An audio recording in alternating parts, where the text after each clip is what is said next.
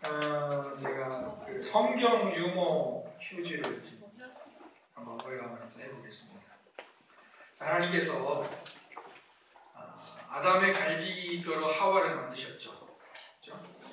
근데 그 만드신 시간이 있습니다. 하루 중에 어느 때였을까? 정확한 시간은 몰라도 대강 아침인지 점심인지 저녁인지 언제일까요? 하나님께서 아담의 갈비뼈를 취해서 하와를 만드셨을 때 아침이에요? 점심이에요? 저녁이에요? 밤? 예, 저녁이에요. 저녁. 왜냐하면 하와의 다른 이름이 뭐죠? 뭐라고 그러죠? 보통? 이브라고 그러죠. 이브니까 저녁입니다. 또 한 번. 우리나라에서 미니스커트를 제일 먼저 입은 여자가 누군지 아세요? 윤복희 씨죠. 윤복희 씨라고 해요. 이거 쉬운 문제인데, 그렇다면 인류 최초로 미니스커트를 입은 여자는 누구요? 왜? 그렇죠. 무화과 잎으로 치마를 해서 입었으니까. 물론 이제 엄격하게 따지면 롱스커트를 입었는지 미니스커트를 입었는지 모르지만 아마도 미니스커트를 입었을 것이다, 이렇게 추측할 수 있겠습니다. 그 다음에 세 문제 더 남았습니다. 성경 인물 중에서 시험만 치르면 100점을 맞는 사람이 있어요. 누굴까요? 100점을 맞는 사람. 미리암입니다. 다 알고 미리 아니까.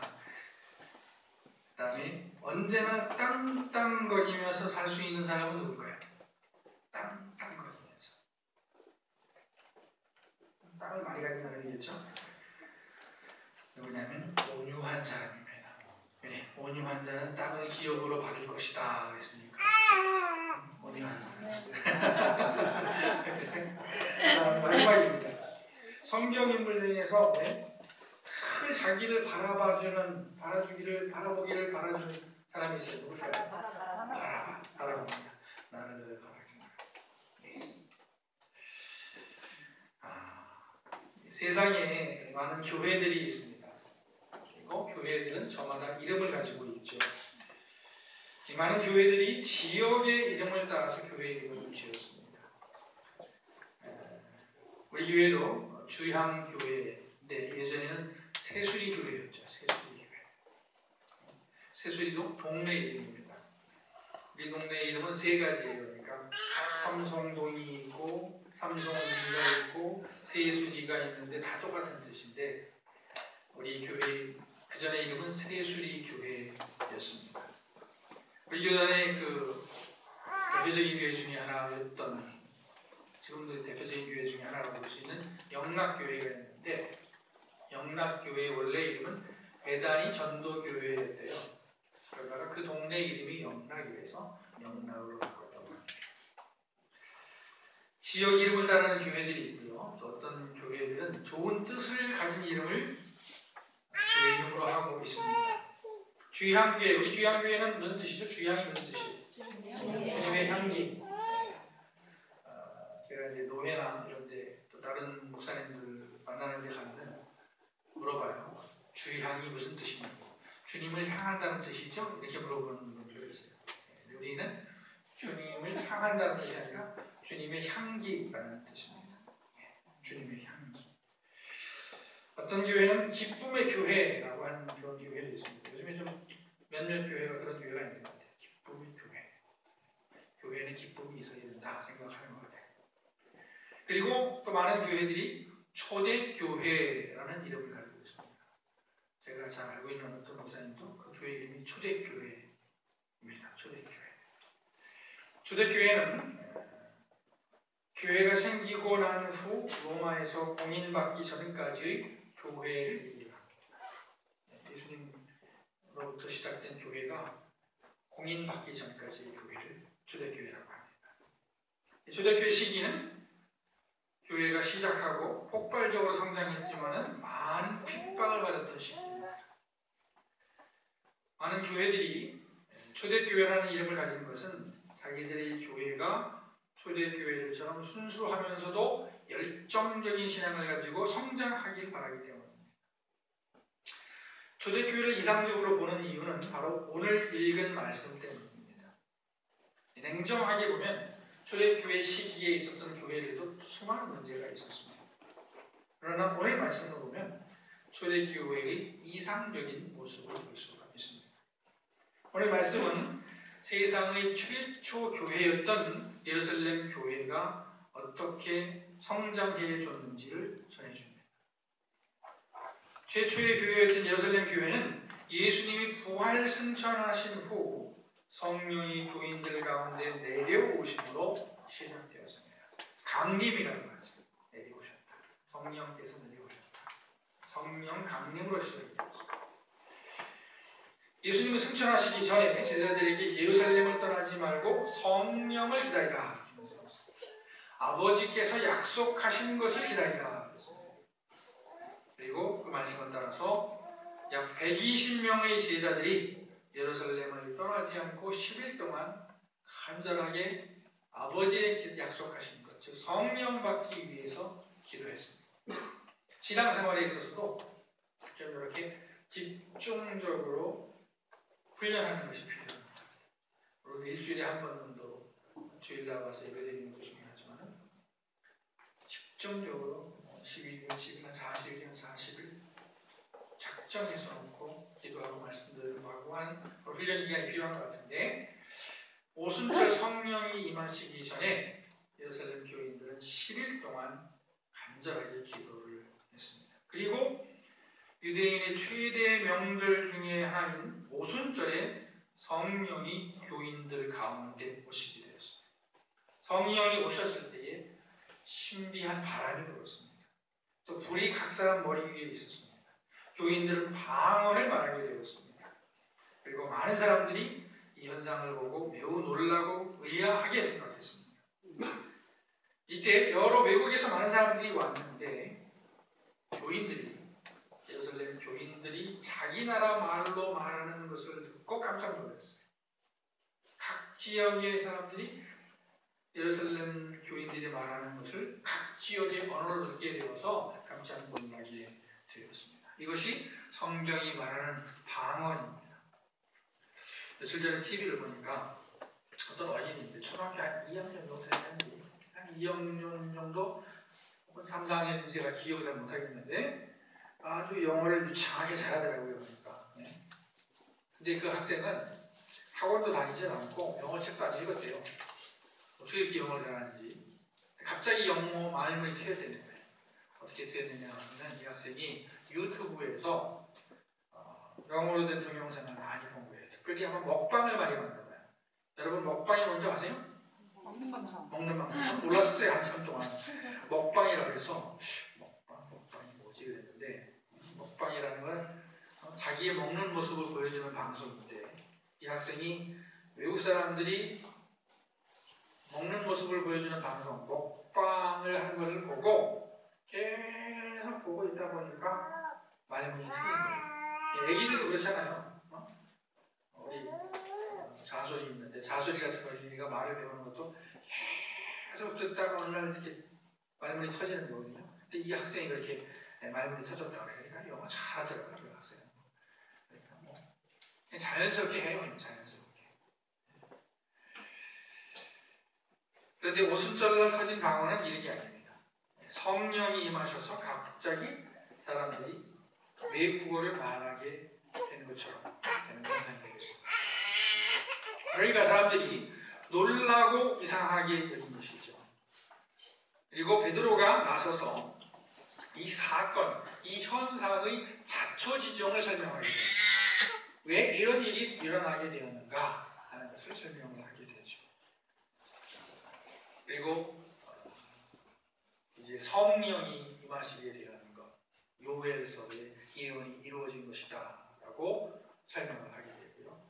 그리고 바로 예수님께서 구약 성경의 예언대로 죽으셨고 구약 성경의 예언대로 부활하셨다 하는 사실, 즉 복음을 전하게 됩니다.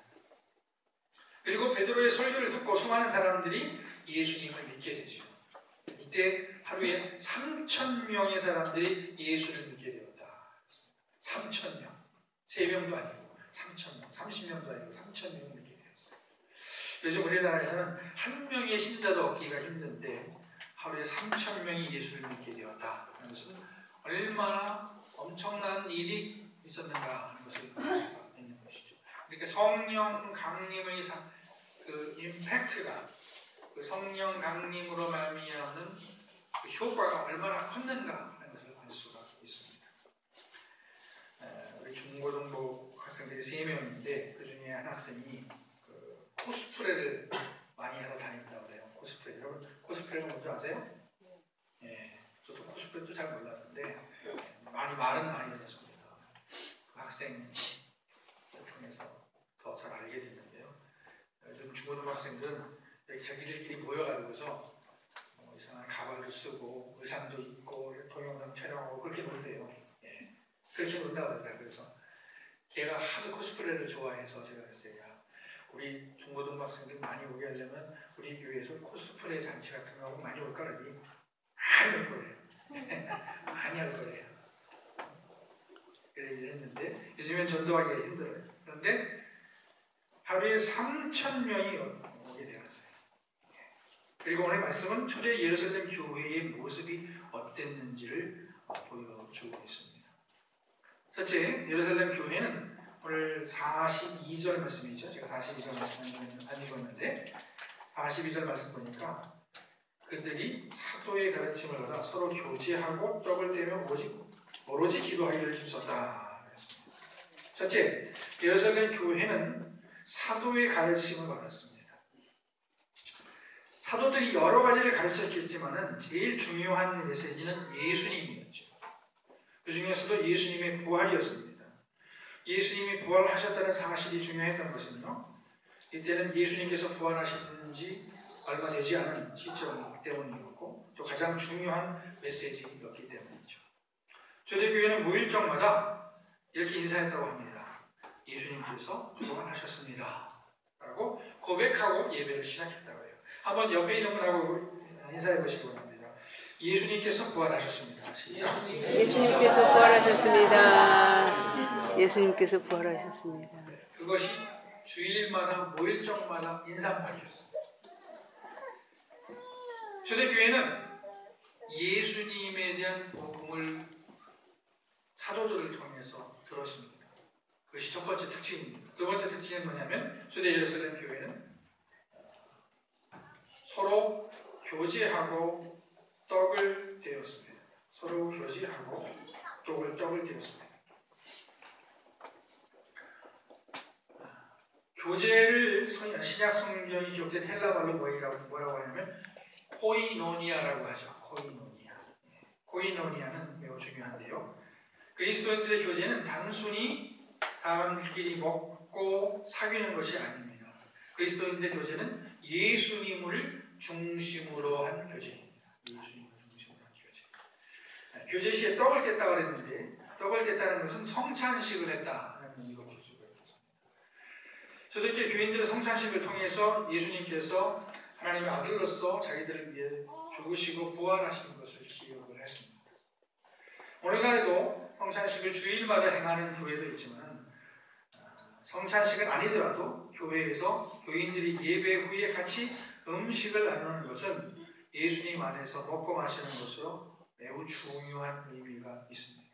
그러니까 우리 교우들은 웬만하면 예배 후에 점심을 같이 드시는 게 좋습니다. 그리고 점심을 드실 때 서로의 안부도 묻고 영적으로 서로 도움을 줄 필요가 있습니다. 우리는 왜 끼리끼리 먹잖아요. 맨날 그 사람들하고만 먹잖아요. 남자들은 남자들, 여자들은 여자들. 여자들 중에서도 같이 먹는 사람들이 있는데 물론 그렇게 하는 현상을 어떻게 인위적으로 막을 수는 없습니다만 그래도 같이 안 먹은 사람들하고 같이 먹는 거예요. 그리고 스마트폰 켜놓고 혼자 밥 먹지 말고 스마트폰 덮어놓고 서로의 안부를 좀 묻는 거죠. 그리고 기도의 제목도 없고 영적인 도전도 주고 필요하다면 기도도 하고 그런 노력을 이 식사 시간에 할 필요가 있습니다. 그러면 그 식사 시간이 거룩한 식사가 되는 겁니다. 거룩한 식사. 예루살렘 교회의 세 번째 특징은 기도했다는 것입니다. 오늘 말씀을 보면 오로지 기도했다. 오로지 기도했다. 기도는 한가한 사람의 일처럼 보일 수 있습니다. 한가한 사람의 일처럼. 왜냐하면 어떤 일을 행해내는 행동이 아니기 때문이죠. 기도는 아무 일 안 하잖아요. 기도일 때는. 그렇죠? 아니 기도만 한다고 되느냐? 이렇게 얘기도 하잖아요. 그렇죠? 기도만 한다고 돼? 이렇게 얘기한다는데 초대교회는 기도에 매우 힘을 썼다 하는 것입니다. 성경적으로 볼 때 기도는 매우 중요합니다. 기도를 할 때 하나님의 능력이 나타났습니다. 기도는 하나님과 함께하는 시간입니다. 예수님은 귀신 들린 사람을 고치시고 그 능력의 비결을 묻는 제자들에게 기도 밖에는 이런 귀신을 쫓아낼 수 없다라고 말씀하셨습니다. 여러분도 능력을 얻고 싶으시다면 기도를 하셔야 하는 것이죠. 예수님은 공생애 중에 수많은 기적을 베푸셨는데 그 전에 예수님은 40일간 금식 기도를 하셨고요. 그리고 공생애 중에도 수시로 습관을 따라서 기도하셨습니다. 새벽에도 기도하시고 철야 기도도 하셨습니다. 이와 같이 기도는 능력을 얻는 시간이 됩니다. 그리고 기도는 본질적으로 하나님과 함께하는 시간이죠. 이 사람들 사이에도 같이 있는 시간이 중요합니다. 같이 있는 시간. 아무리 가족이라도 떨어져 있게 되면 문제가 생기게 되죠. 그렇죠? 같이 있는 시간이 대화도 되고 정보도 나누고 공감도 하고 친교도 됩니다.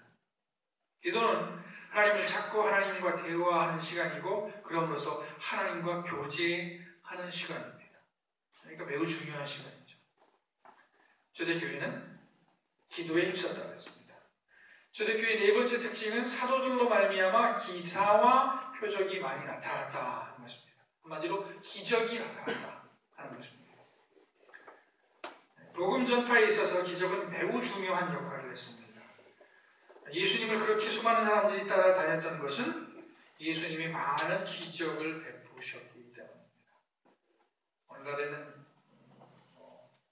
병원에서 많이 의사들이 병을 고치지만 그때는 병원 또 약국 이런 게 부족했잖아요. 근데 예수님께서 막 그것도 불치병자들 고치시니까 얼마나 많은 사람들이 쫓아다녔겠습니까? 성경은 예수님께서 베푸신 기적을 기적이라고 보지 않고 표적이라고 합니다. 즉 사인이라고 하는데 성경이 예수님의 기적을 사인이라고 부르는 것은 사인이 가리키는 예수님이 중요하기 때문입니다. 그러니까 우리도 예수 이름으로 기적이 일어날 수 있다는 사실을 기억하고 예수 이름을 사용해서 불가능한 것들에 도전하고 또 가능케 할 필요가 있겠습니다. 그냥 단순히 불가능한 것을 가능케 하는 의미에서 기적을 바라는 얘기가 아니라 예수 이름이 전파되게 하기 위해서 기적을 바랄 필요가 있다 하는 것이죠. 불가능을 가능케 함으로써 예수님이 그리스도이심을 드러나게 할 수 있게 되는 기도를 할 필요가 있다 하는 것입니다. 전도를 위해서 신유의 능력 같은 것을 위해서 기도할 필요가 있겠습니다. 예루살렘 교회의 다섯 번째 특징은 교인들이 유무상통했다 하는 것입니다. 유무상통했다. 유무상통이라는 말이 무슨 말이죠? 유, 있는 사람과 무, 없는 사람이 그 경제적 문제를 뛰어넘어서 잘 통했다 하는 것이죠. 경제적으로 여유가 있는 사람들은 자기들의 재산을 내놔서 어려운 사람들이 같이 쓸 수 있도록 했다는 것입니다.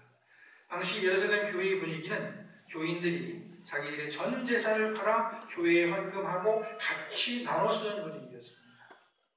오늘날 이단들 중에서도 교인들을 현혹해서 재산을 팔아서 교회에 헌금하게 하는 경우가 있는데 사실 초대 예루살렘 교회 교인들이 자기들의 재산을 팔아서 공유를 했습니다.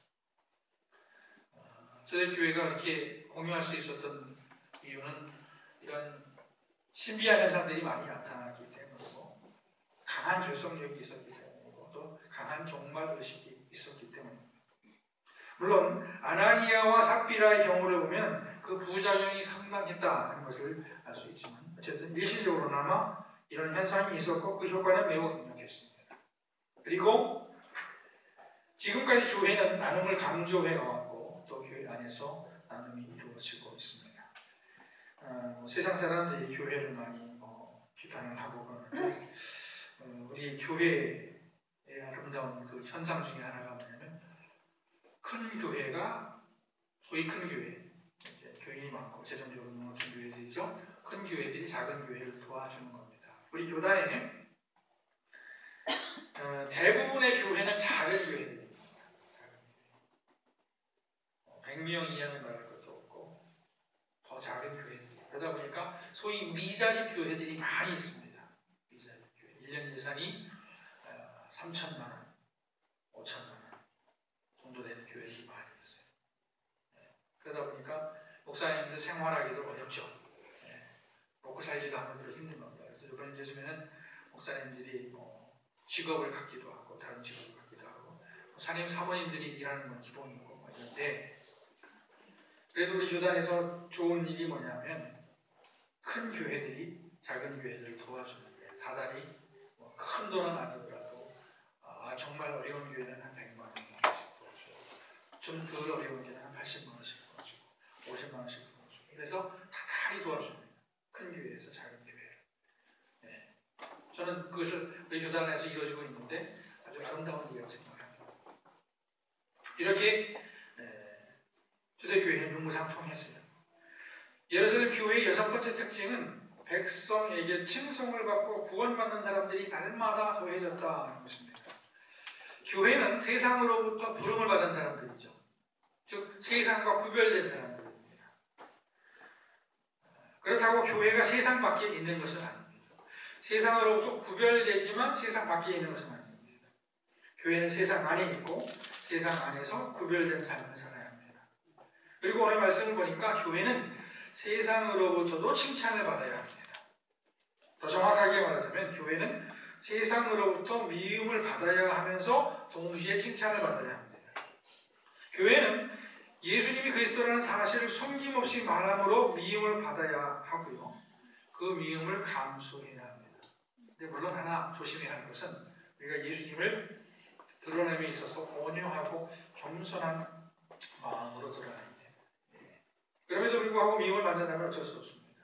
그러나 착한 행실 때문에 칭찬을 받아야 합니다. 제가 인상 깊게 들은 얘기이기 때문에 기억하는 얘기 있는데 어떤 여자분이 그 교회에서 아주 열심히 교회를 섬기는 분이 있었습니다. 근데 남자가 교회 가지 말라고 그렇게 야단하셨는데도 계속 가는 거예요. 그래서 이 남자가 화가 났어요. 그래서 어느 날 새벽에 교회에다가 전화를 했습니다. 교회에다 전화를 하면서 목사님이 받으셨는데 목사님이 받자마자 상스럽게 욕을 했어요. 그러면서 욕을 했어요. 목사님이 주무시다가 말고 정신이 바짝 들더래요. 이제 주무시다 말고 예배당에 갔어요. 그 교회에 가서 이제 예배당에서 기도를 하는 거예요. 기도를 하는데 어떤 깨달음이 왔느냐면 어떤 응답이 왔느냐면 그 사람 좀 있으면 교회 나올 거다. 그런 응답이 나왔대요. 응답이 나왔대요. 아니나 다를까? 얼마 있다가 그 남편이 부인이랑 같이 온 거예요. 부인이랑 같이 왔어요. 같이 와서 저는 차마 목사님 얼굴을 못 보는 거예요. 욕을 해댔으니까. 욕을 해댔으니까 못 보다가 조금씩 그 목사님 표현이 그래요. 조금씩 고개를 들더래요. 조금씩. 목사님은 안 거죠. 저 사람이라는 걸 안 거죠. 그래서 나중에 이제 등록을 했어요. 등록을 하면서 물어봤다는 거예요. 왜 그때 나한테 욕을 했느냐. 그러니까 부인이 너무나 완벽하게 잘했다는 거죠. 교회 못 나가게끔 하기 위해서 트집을 잡고 싶었는데 트집을 잡을 틈이 없었다는 거예요. 집안일도 완벽하게 하고 아내로서 일도 완벽하게 하고 교회 일도 완벽하게 하니까 너무 얄미운 거예요. 그래서 목사님한테 욕을 한 것이죠. 우리가 그러니까 미움을 받더라도 착한 행실 때문에는 칭찬을 받아야 합니다. 디모데 전서에 보면은 바울은 디모데에게 감독을 세울 때에 외인에게서도 선한 증거를 얻은 사람을 세우라고 했습니다. 외인, 즉 믿지 않은 사람에게서도. 믿지 않는 사람들이 봤을 때도 저 사람은 저기 목사 할 만하지, 저 사람은 장로 할 만하지 하는 사람을 세우라고 합니다. 오늘 제가 본문 말씀을 전하는 이유가 있습니다. 바로 이번 주 토요일날 있을 바자회 때문인데요. 저는 사실 바자회를 1일 찻집이라고 부르고 싶었는데 우리 교우들이 왜 1일 찻집이냐고 바자회라고 부르라고 해서 바자회라고 부르고 있는데, 이번 바자회에서는 간단한 음식과 의류를 판매할 예정입니다.